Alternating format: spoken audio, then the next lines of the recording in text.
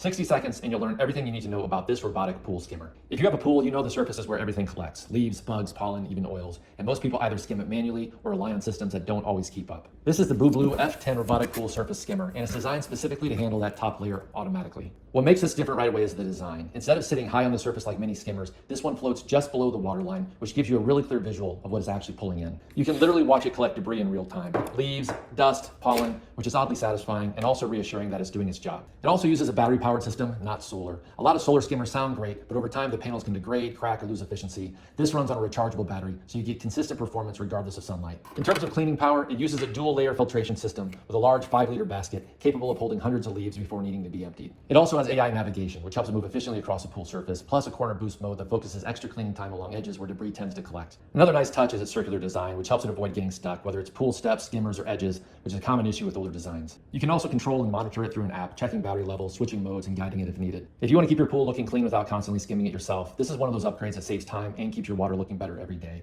Set it, watch it work, cleaner pool, no effort.